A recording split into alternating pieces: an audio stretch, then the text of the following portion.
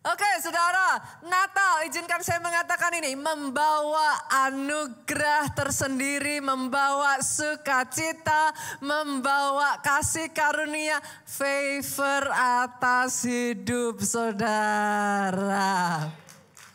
Kedatangan Yesus, saudaraku, pada saat dia lahir 2000 tahun yang lalu, dia memberikan anugerah itu. Kelahiran Yesus menjadi satu penanda era yang baru sudah dimulai. Kita lihat ya saudaraku, Yohanes pasalnya yang pertama.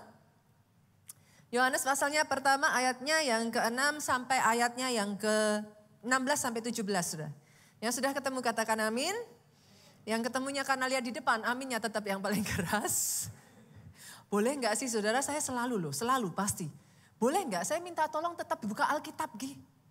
Saya kebiasaan bilang Gi gitu saudaraku. Tetap buka Alkitab saudara, jangan sampai kita jadi generasi yang gagal paham Alkitabnya Pak. Karena beneran loh saudara, kalau nggak hati-hati ya, Alkitab saudara yang di handphone kan alfabet toh. Ya kan, dari A sampai Z. Nah harusnya kitab pertama kan Kejadian. Nanti kalau alfabet saudara ditanya kitab pertamanya Amos.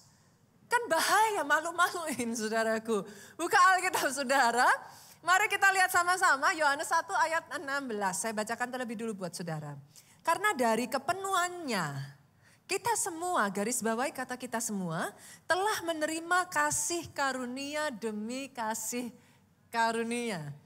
Kata kita semua berarti Pak, dari Bapak yang duduk paling depan, Bapak Ibu yang duduk paling depan, semua di barisan paling depan, sampai yang duduk paling belakang sana, bahkan sampai yang tersembunyi di belakang multimedia room, dari ujung kanan, sampai yang di selasar di lorong, sampai yang di sebelah kiri. Kata kita semua artinya tidak ada satu orang pun di tempat ini yang dilewatkan oleh kasih karunia. Kasih karunianya bagi saudara semua. Boleh aminnya yang paling keras saudaraku. Kalau mau tepuk tangan yang paling meriah buat Yesus Tuhan kita. Dan amazingnya ayat ini berkata bukan hanya satu kasih karunia. Bukan hanya satu anugerah. Tapi kasih karunia demi kasih karunia. Artinya Pak, sama seperti like a wave. Gelombang Bu. Kalau kita lihat di pantai gelombang itu ada gelombang demi gelombang. Boleh nggak saya katakan ini? Never ending favor. Anugerah yang tidak berkesudahan itu yang Tuhan berikan atas hidupmu. Kayaknya perlu lihat kiri kanan katakan, masih nggak dosa tepuk tangan saudaraku. Masih nggak dosa bilang amin. Keluarga Allah salah satu cirinya mau sampai kapanpun gak boleh hilang. Apinya menyala-nyala. Setiap firman diberitakan aminnya yang paling kencang. Tepuk tangannya yang paling kencang. Pastor, buat apa sih pendetanya yang satu ini sukanya ribut gitu. Simpel loh saudara, biar saudara bangun. Lah ini siang-siang gini loh Bu, perutnya lapar. Bukan hanya itu saja, ketika saudara aktif, setiap kali saudara lihat, saya duduk ya di bawah mendengarkan misalkan kayak suami saya menyampaikan firman ya saudara. Saudara kan temukan, saya nggak akan mau pasif. Dengan sendirinya ketika saya dengar, saya pasti katakan amin. Saya terima, saya pegang dada saya benar-benar aktif. Kenapa saudaraku? Itu aja pulang, saudara ditanya bisa lupa loh. Coba kalau saudara dengerinnya sambil WhatsApp. Hilang itu saudaraku firman. Mulai dari hari ini tempat ini kita bangun yuk. Setiap kali firman diberitakan terserah kiri kanan saudara. Oh enggak, saya ulang saudaraku. Jangan terserah kiri kanan saudara. Kalau kiri kanan saudara enggak amin, enggak tepuk tangan. Injak aja kakinya saudara. Dengan tujuan supaya apa? Satu demi satu di tempat ini. Semua dapat remanya. Ngalami terjadi anugerah Tuhan sampai dalam kehidupan saudara. Karena saudaraku ayat 17 ngomong, selanjutnya ngomong gini, sebab Hukum Taurat diberikan oleh Musa, tetapi ini saudara tangkap. Kasih karunia dan kebenaran datang oleh Yesus Kristus. Kedatangan Yesus membawa anugerah. Kedatangan Yesus membawa kasih karunia. That is Christmas, Pak. Sesuka-sukanya saya pada Santa Claus. Christmas is not Santa Claus. Sorry saudaraku. Dunia berusaha menggantikan itu, but it's not. Sesuka-sukanya saya kepada semua ornamen Christmas, pohon Natal. Christmas is not the tree. Christmas adalah Yesus Kristus, anak Allah, turun ke dunia, memberikan kasih karunia dalam hidupmu. Kita yang seharusnya gak layak saudaraku terima, tapi because of him engkau dilayakkan. Itulah Natal, itulah Christmas. Dimulai dari kelahiran Yesus, kita beralih pada satu era yang baru. Kalau saudara melihat di dalam Alkitab kita ya saudara, sebelum kelahiran Yesus, which is artinya kita perjanjian lama. Nah ini sekalian nih, saudara yang Alkitabnya pakai handphone kadang agak tricky nih. Menurut saudara perjanjian lama, perjanjian baru mana yang lebih tebal? Kalau pakai handphone gak bisa ya saudara dibandingin. Lebih tebal Alkitab perjanjian lama. Tapi sebelum kelahiran Kristus, saudara hanya bisa menemukan kata kasih karunia itu 20 kali loh Bu di perjanjian lama. Hanya 20 kali dari setebel itu. Tapi sejak kelahiran Yesus, perjanjian baru yang jauh lebih tipis saudara. Ditemukan kata kasih karunia 127 kali. Apa artinya saudaraku? Kelahiran Kristus melipat gandakan kasih karunia dalam kehidupan pribadi lepas pribadi di tempat ini. Kelahiran Kristus menandai satu era yang baru. Kasih karunia dilipat gandakan. Kasih karunia demi kasih karunia demi kasih karunia. Hidupmu dipenuhi kasih karunia. Bahkan saya tantang saudara, selama 1 bulan ini kita masuk new era, the era of miracle. Saya tantang nih saudara, saya berdoa ada orang-orang di tempat ini yang berani tangkap dan percaya. Baru saja kemarin kita belajar, saudara bicara soal mujizat ya saudaraku, it's talking about faith. Tapi minggu lalu kita belajar, ada dimensi kedua dari mujizat, which is favor. Karena akan selalu ada orang-orang yang berkata kepada saya, Pastor, kayaknya saya gak bisa sepercaya itu loh Pastor. Kayaknya saya gak bisa sampai kayak begitu Pastor. Tapi still, terlepas dari keterbatasan saudara, ada anugerahnya bagi saudara. Hari ini, sebelum kita tutup buku di 2023 saudaraku. Kalau ada orang-orang di tempat ini yang kau berani tangkap remanya. Tap into it saudara. Saya berdoa ya. Kasih karunia itu dilipat gandakan menjelang akhir tahun ini. Kasih karunia demi kasih karunia yang never ending. Saudara dibawa masuk ke dimensi mujizat. Menutup 2023. Hal-hal yang kau doakan, yang kau tahu secara manusia gak mungkin terjadi. Berani masuk melangkah dengan iman saudaraku.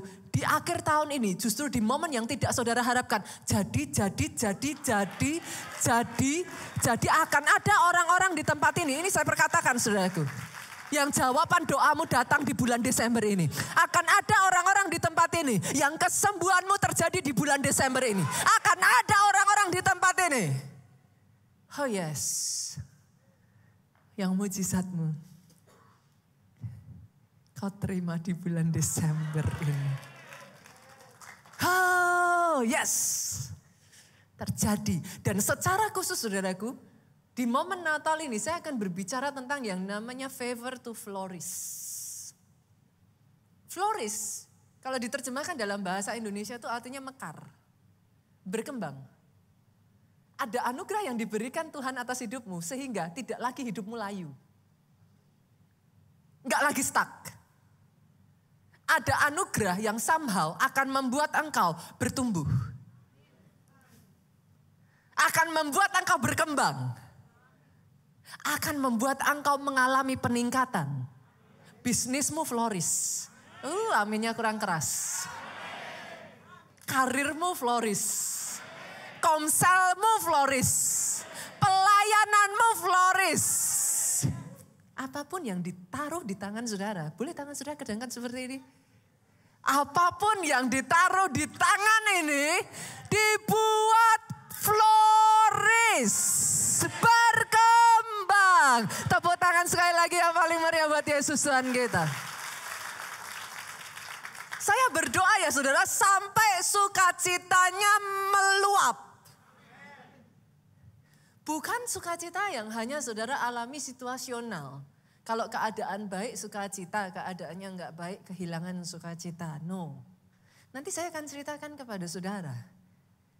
Favor to flourish akan membuat sukacita saudara dalam segala situasi akan terus mekar saudara. Kita buka ya Mazmur pasalnya yang ke-92 ayatnya yang ke-13 sampai 16. Saya bacakan buat saudara, orang benar, garis bawah ini ya saudaraku karena enggak sembarang orang. Orang benar akan bertunas seperti pohon kurma. Dalam bahasa Inggrisnya kata bertunas itu flourish. Orang benar akan flourish seperti pohon kurma. Dia tumbuh subur seperti pohon aras Libanon. Besok ya saudara serialnya kita akan bicara yang ini. Tapi hari ini saya akan berbicara tentang orang benar, flourish seperti pohon kurma, saudaraku. Buat sebagian dari saudara yang mungkin berkata, Pastor ya ampun, hidup benar tuh kayaknya nggak gampang deh, rugi. Orang lain bisa tipu-tipu, dapatnya lebih banyak Pak.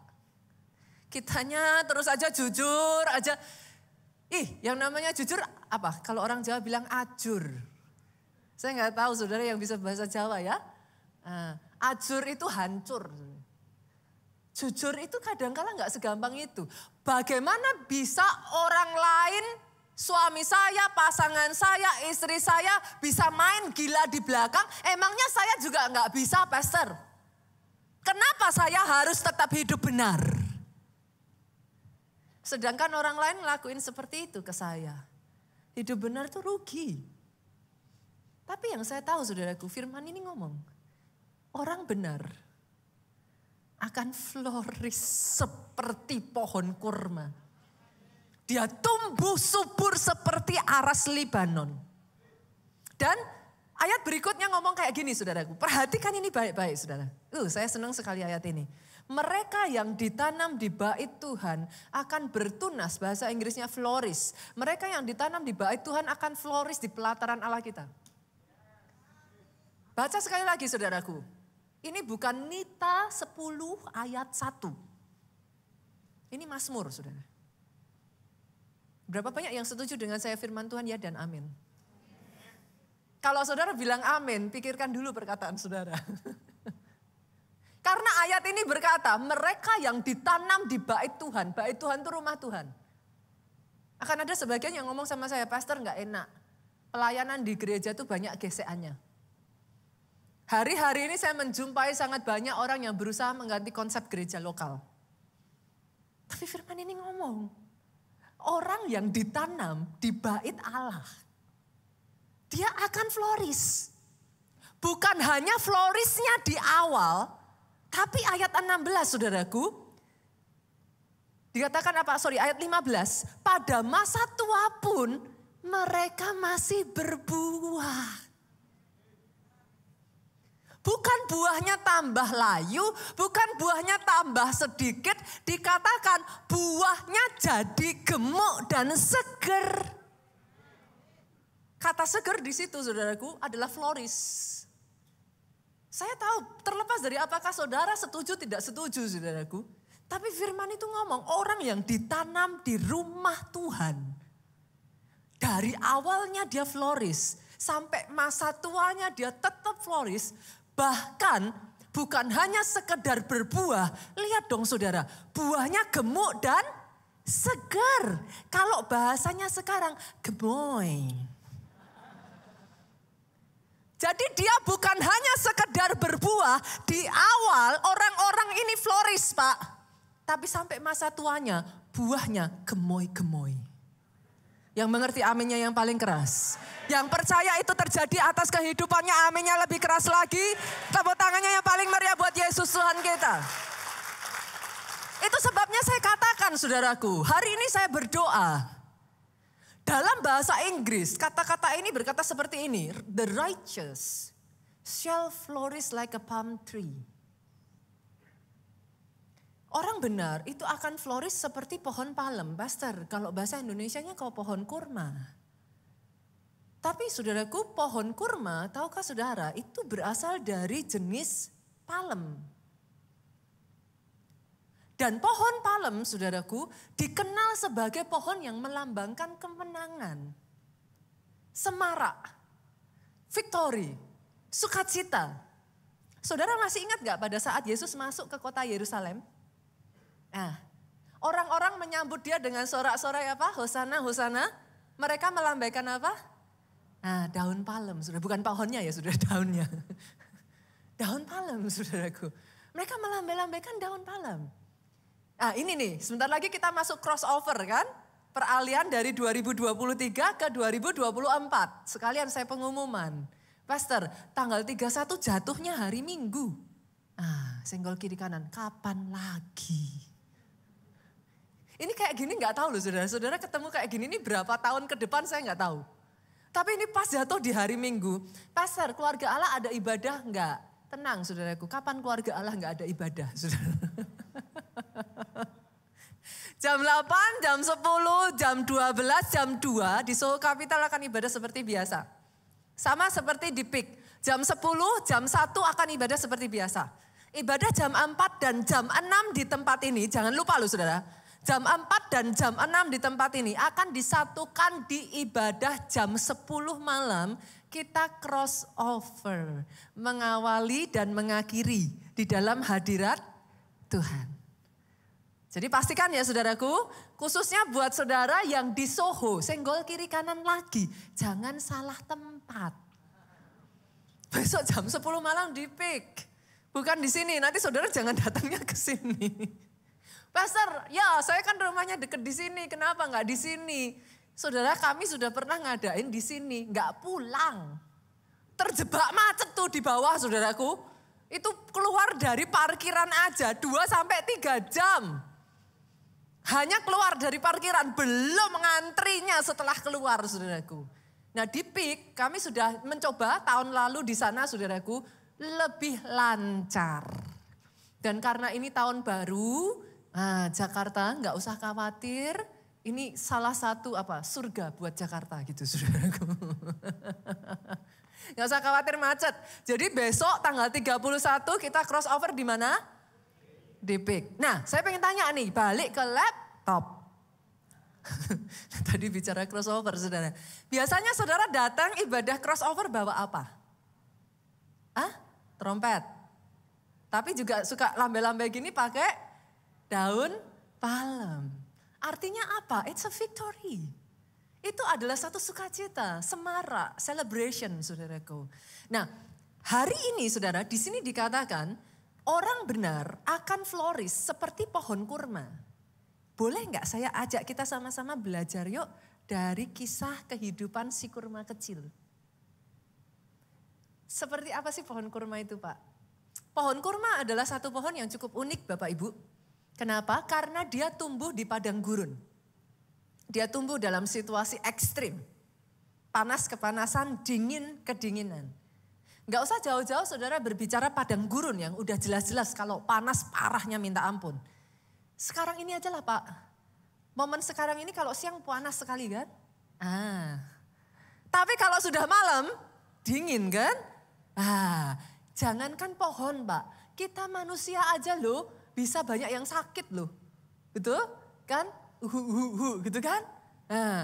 Itu manusia. Kebayang gak sih pohon palem, pohon kurma ini gak bisa pakai jaket.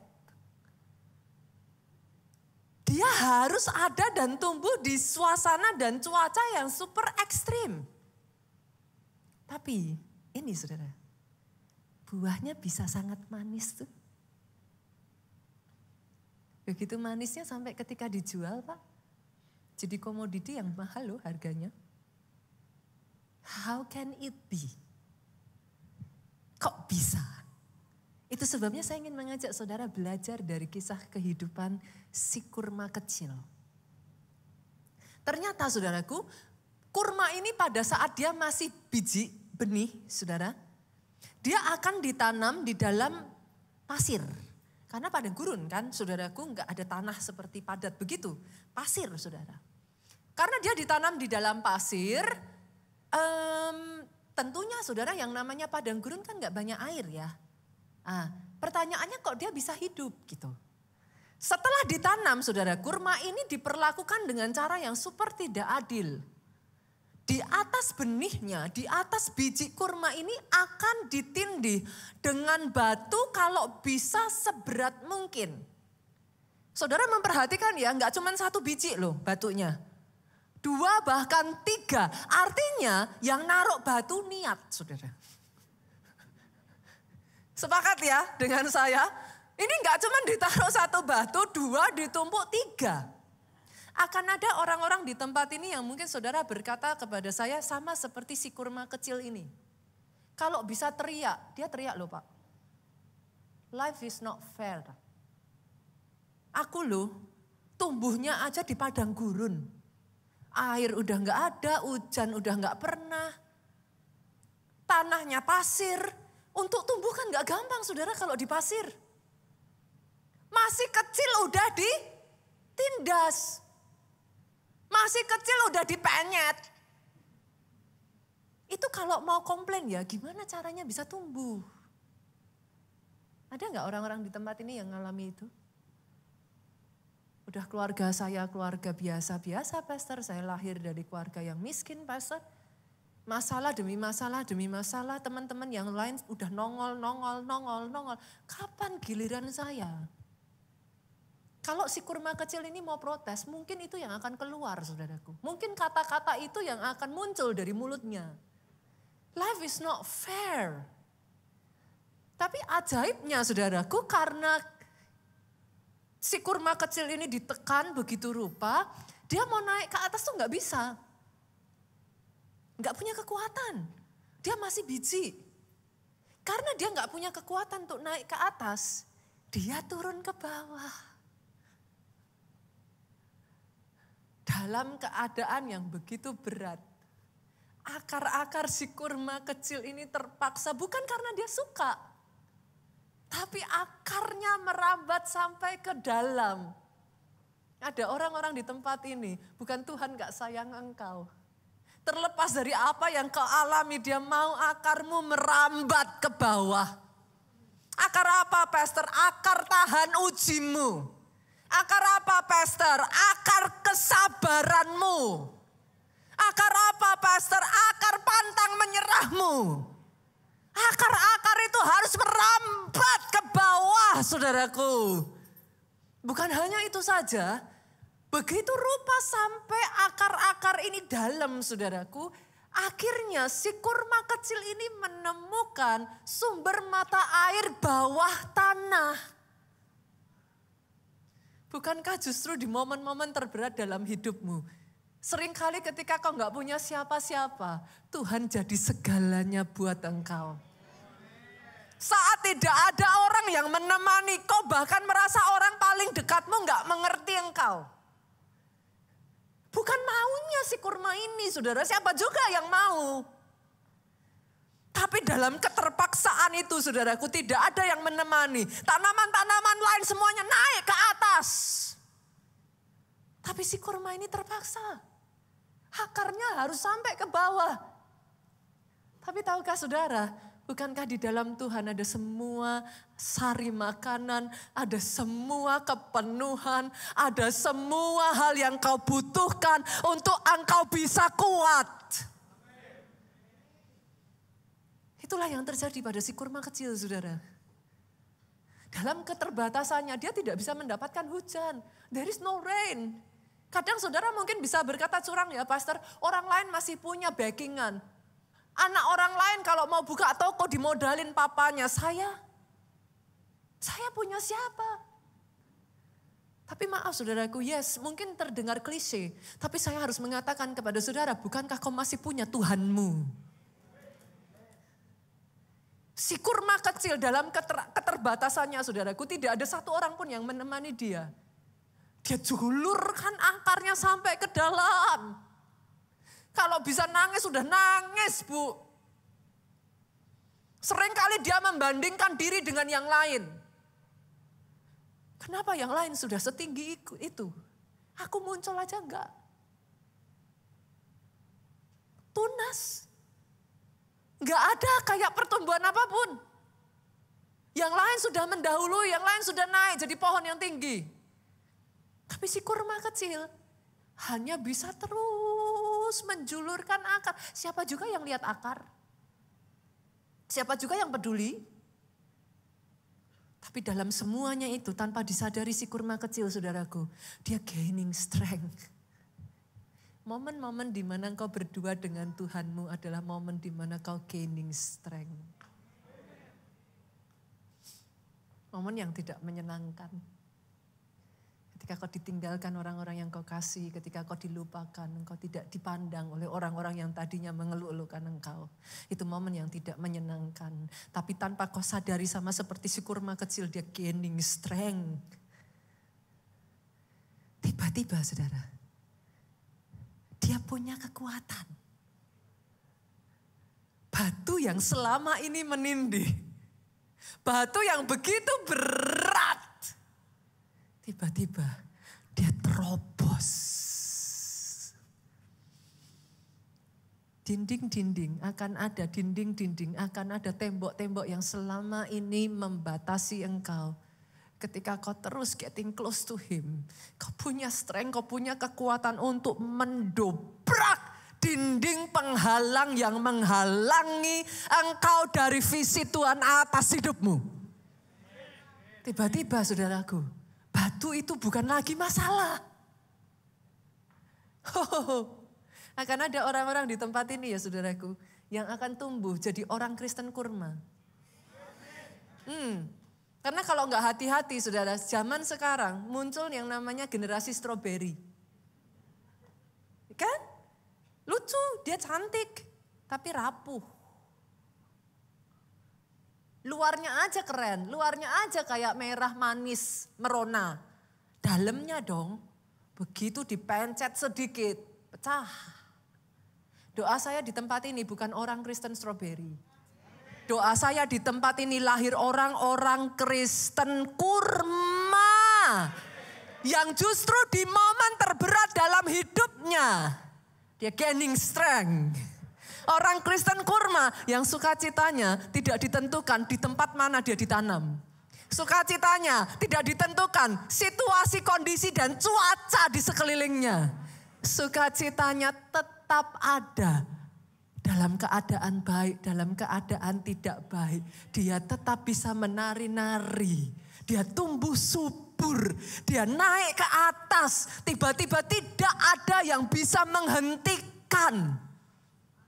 Itu sebabnya si kurma boleh ditanam di padang gurun. Tapi buahnya manis. Jadi atas hidupmu. Jadi saudaraku, Daud adalah salah satu contoh anak kurma saudara.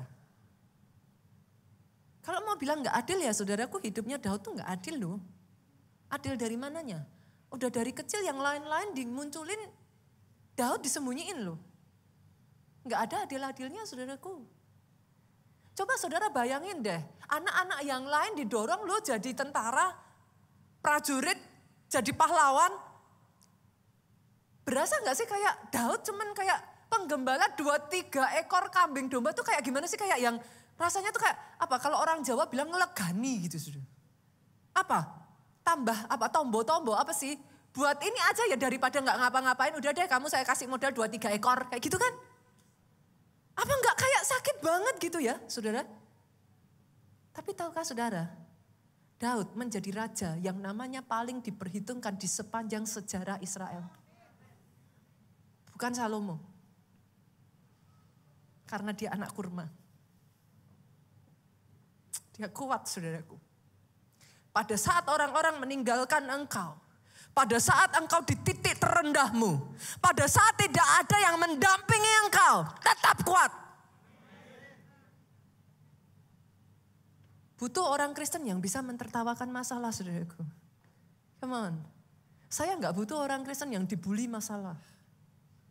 Banyak jumlahnya. Bolehkah tetap tertawa di atas masalahmu? Buat Tuhanmu bangga. Di tengah masalahmu yang keluar dari mulutmu bukan kenapa Tuhan.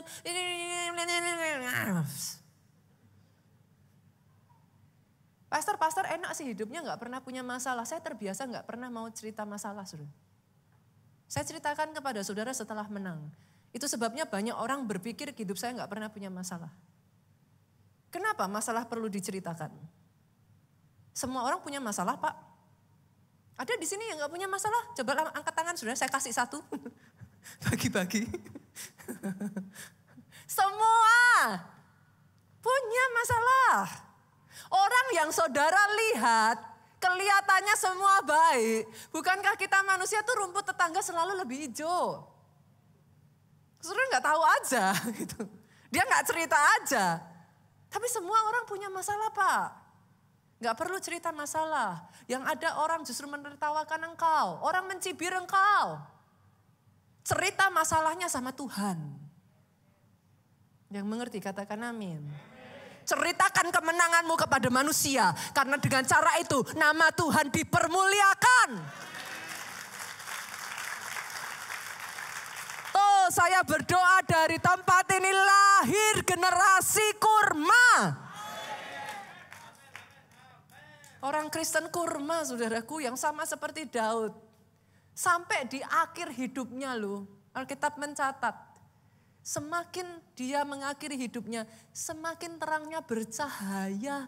Seperti cahaya pada pagi hari, saudaraku, ketika senja, subuh itu, saudara pernah gak lihat, saudara? Pertama matahari terbit, pernah lihat gak? Itu gelap, sampai tiba-tiba di jam tertentu. Itu terangnya itu kayak bright gitu. Sama seperti Daud, itu jadi hidupmu. Engkau akan menutup matamu ya saudaraku, orang akan melihat terangmu bercahaya. Justru di akhir hidupmu sama seperti yang firman katakan. Bukan hanya engkau bertumbuh floris di awal. Karena naik di depan itu gampang. Naik terus dan tidak turun, terus naik. Itu butuh another level. Hanya anak kurma yang bisa. Karena dia tahu apa itu beratnya hidup. Dia tahu sakitnya. Dia tahu dan dia endure semuanya itu. Dia bertahan di tengah semuanya itu. Sama seperti Maria, saudaraku. Saya tuh kalau lihat Maria ya, saya takjub loh. Kita lihat ya, Lukas 1 ayat 46 sampai 50. Kata-kata Maria tuh, saya nggak bisa kebayang kalau jadi Maria, saudaraku. Kata Maria, jiwaku memuliakan Tuhan. Hatiku bergembira karena Allah juru selamatku. Sebab ia telah memperhatikan kerendahan hambanya. Sesungguhnya mulai dari sekarang segala keturunan akan menyebut aku berbahagia. She simply can see the future, saudara, buat saya ya. Karena yang Maha Kuasa telah melakukan perbuatan-perbuatan besar kepadaku. Namanya adalah kudus. Rahmatnya turun-temurun atas orang yang takut akan dia. Ini semua kata-kata baik loh, saudara. Tapi the moment Maria ketemu sama malaikat Gabriel, itu hidupnya berubah.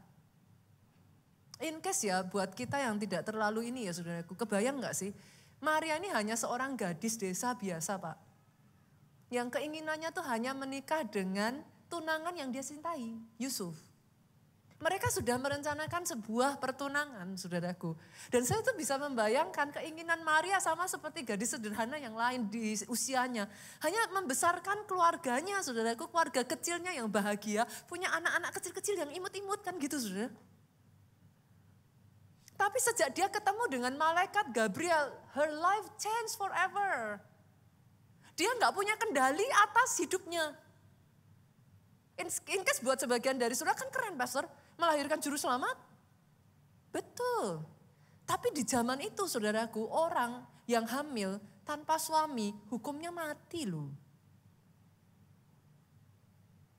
Itu tuh kayak apa? Pupus. Piu. Udah, impiannya hilang. Tiba-tiba kayak dia tuh gak tahu lagi rencana kehidupannya bakalan kayak apa di kedepan harinya. Berapa banyak yang seperti saya? Kadang-kala kita paling benci loh, ketika kita tidak tahu apa yang akan terjadi di depan hari dan kita tidak in control. Tapi sejak Maria berjumpa dengan malaikat Gabriel, itulah yang terjadi atas kehidupannya. Tapi saudaraku lihat dong kata-kata yang keluar dari mulutnya. Terpujilah Tuhan, pujilah Tuhan hai jiwaku. Ini generasi kurma saudara. Mulutnya itu akan selalu memuliakan nama Tuhan. Dari mulutnya tidak akan keluar sungut-sungut. Not even asking God, questioning God. Mana Tuhan? Tuhan gak ada, Tuhan gak peduli, Tuhan gak sayang. Bukan waktunya saudaraku, dibutuhkan generasi kurma yang kuat. Karena hanya orang yang bertahan sampai pada kesudahan yang akan masuk dalam kerajaan surga. Kalau saudara mau berbicara seperti itu ya, things are not getting easier and easier saudaraku. Mendekati akhir zaman, mendekati kedatangan Yesus kedua kali. Kalau saya tidak salah membaca Alkitab saya, things are not getting easier. Itu artinya, bukan saudara berharap selalu mudah, tapi saudara memperkuat diri saudara. Ketika di masa sukar sekalipun kau memastikan imanmu tidak goyah. Pemahamanmu tentang Yesusmu solid. Baca Alkitabmu. Kenali siapa Tuhanmu. Jangan hanya Kristen KTP. Tapi pahami, sungguh-sungguh mengerti. What do you choose? Apa yang datang dalam kehidupan saudara? Pahami saudaraku. Hanya orang-orang yang seperti ini yang akan tetap bertahan kuat di masa apapun. Kebayang gak sih saudaraku buat Maria, lahiran anak pertama. Ibu-ibu di sini yang udah pernah punya anak boleh lambaikan tangan. Masih ingat gak ketika punya anak pertama? Ada di sini yang kayak saya gak ikut senam hamil. Saya tuh dulu ikut senam hamil saudaraku. Susternya ngomong, push gitu kan. Sambil dia bilang, push kan dipegang tuh saudara. Dia bilang, salah. Mana kita tahu kan saudaraku. Disuruh push ya push aja kan. Namanya ibu baru, kita kan gak ngerti itu anak pertama saudara. Kebayang gak sih kayak waktu susternya ngomong gitu kan. Tarik nafasnya ya, kan kita nafasnya kan kayak gitu kan saudaraku. Susternya bilang salah, gak boleh nafas begitu gitu kan saudaraku. Mana nafasnya dihitungin lagi kan. Nah itulah namanya pengalaman seorang hamil yang baru. Kebayang gak Maria kayak gitu, jauh dari keluarga saudaraku. Gak punya tempat untuk ngelahirin, dia harus lahiran di kandang domba. Itu ibarat kalau zaman sekarang, anak muda sekarang, saudara lahiran gak dapat kamar. Saya tanya, panik gak tuh? Panik loh. Ya kan? Ada sebagian di sini yang dapat kamar sharing aja panik. Kadang kan, waduh kamarnya sharing, waduh barengan sama banyak orang kayak gitu misalkan. Gimana ceritanya kalau gak dapat kamar? Ini lahiran di kandang domba saudaraku. Saya masih ingat pertama kali anak saya mau lahir saudaraku. Bertepatan dengan kejadian gempa besar yang terjadi di Jogja saudara. Sampai saya harus melahirkan di kota Solo. Ganti dokter kan. Itu saja rasanya udah kayak gak karu-karuan loh. Kita udah tiap bulan kan datang ke dokter yang sama nih. Terus last minute gempa saudara. Sejak gempa itu setiap orang yang mau lahiran itu hanya boleh cuman punya waktu semalam saudara. Hari ini lahir besok keluar gitu. Wah saya pusing saudara. Waduh anak pertama gak ngerti apa-apa. Masa lahiran hari ini langsung suruh keluar? Karena antri saudara. Rumah sakit itu antri. Korban pada saat itu di Jogja kalau saya gak salah lebih dari 8.000 orang. Itu panik. Saudara kebayang gak Maria? Gak punya siapa-siapa. Anak lahir gak dapat kamar. Lahir di kandang domba. Rasanya kayak apa? Tapi ya saudara, saya tuh mendapati Tuhan kita tuh ajaib loh. Berapa banyak yang sering ngalami ini. Tuhanmu tidak pernah mencobai engkau melebihi kekuatanmu. Itu real loh. Saya yakin mungkin itu saat itu ya, itu kekuatan Maria saudara. Dia sudah kayak doesn't have any more strength. Tapi di tengah dia sudah gak kuat ya. Tuhan kasih malaikatnya. Tuhan kasih orang Majus dari timur.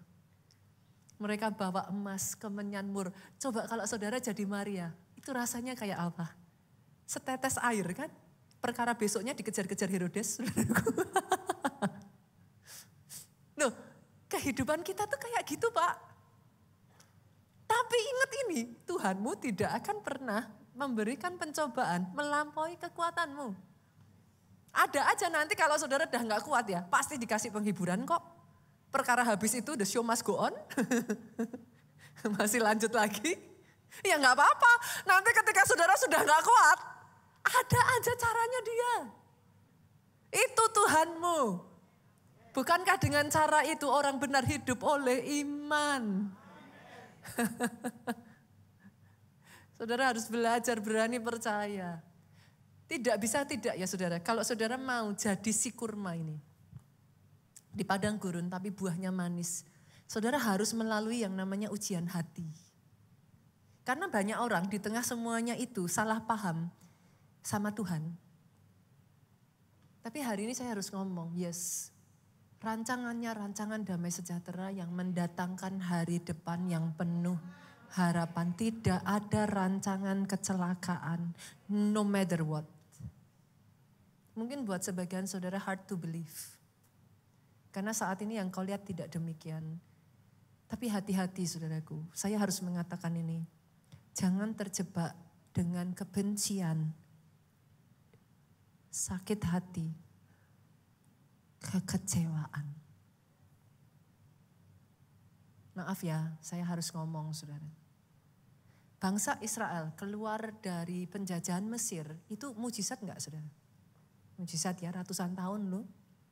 Keluarnya enggak biasa-biasa. Mereka keluar bawa emas Pak, bawa barang-barang mewah. Itu mujizat enggak? Yes, mujizat. Tapi setelah dia diizinkan dapat mujizat, Tuhan bawa tuntun mereka itu ke padang gurun. In case buat saudara berpikir ikut Tuhan itu lancar. Senggol kiri kanan, cari ayatnya di mana? Banyak orang zaman sekarang tuh suka-sukanya gitu saudara. Lah gak ada ayatnya kok mau saudara paksa-paksain ya gak bisa. Kasusnya Maria, ngikut jalan Tuhan gak? Ngikut rencana Tuhan gak? Gak lancar tuh. Dikejar-kejar sama Herodes, lari. Mananya dari Maria yang tidak ikut rencana Tuhan? Jangan salah saudaraku. Hati-hati ya dengan filosofi dunia ya saudaraku. Ada banyak filosofi dunia yang gak sesuai firman saudara by the way. Ada orang berkata kepada saya, Pastor, dunia itu bulat. Sebentar di atas nanti bisa di bawah. Ayatnya mana? Yang mengerti katakan amin. Firman Tuhan ngomongnya engkau akan terus naik. Dan tidak turun. Engkau akan jadi kepala dan bukan ekor. Hati-hati loh saudara. Karena kalau kita gak hati-hati kita tuh kayak mengadopsi filosofi dunia. Ada banyak orang hari-hari ini ngomong kayak gini. Pastor, yang penting saya bahagia. Senggol lagi kiri kanan. Ayatnya mana? Yang penting taat sama Tuhan. Nah, kan pergumulan kan di hati. Memangnya saya gak boleh bahagia, Pastor. Hati-hati saudara. Hari-hari ini sangat banyak ayat kata-kata yang gak sesuai firman.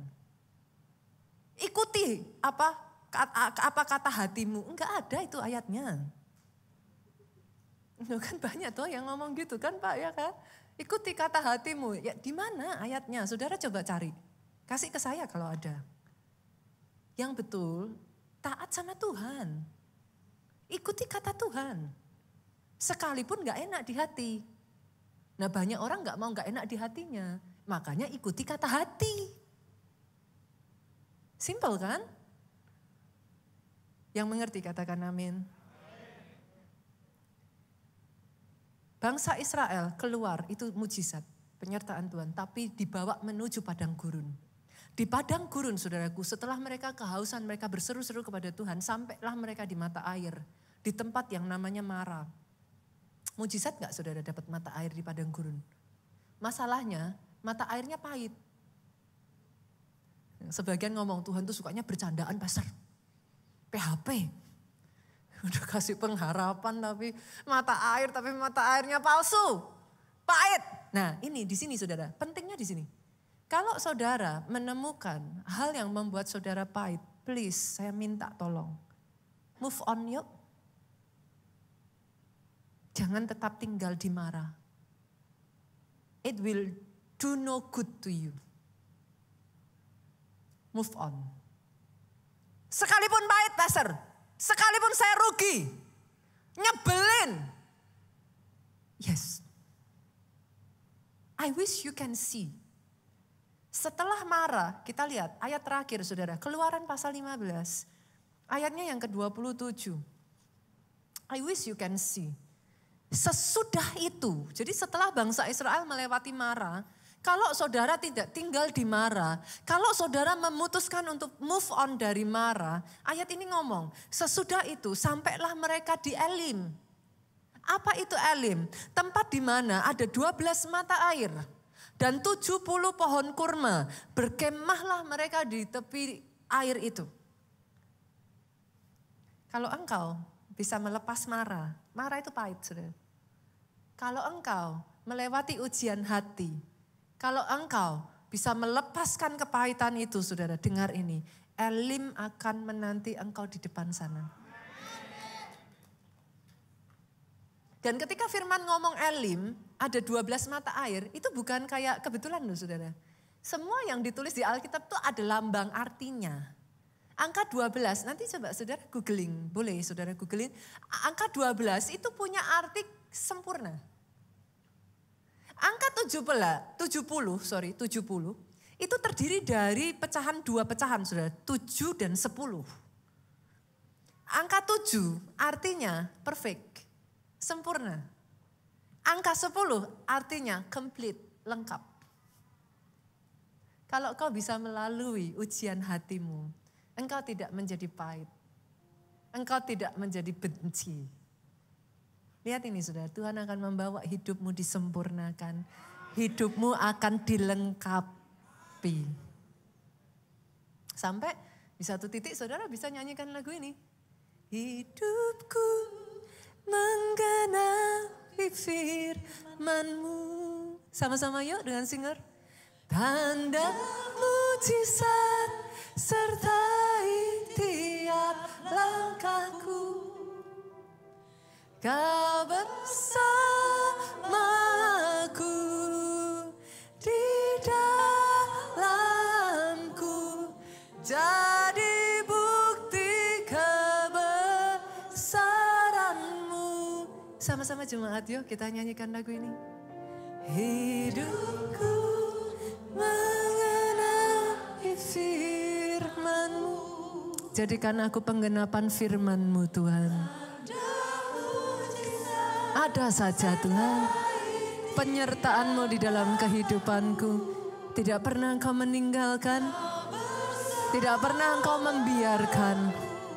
Engkau sangat dekat, Engkau di dalamku. Bangkit berdiri jemaat Tuhan. Hidupku menggenapi firman-Mu.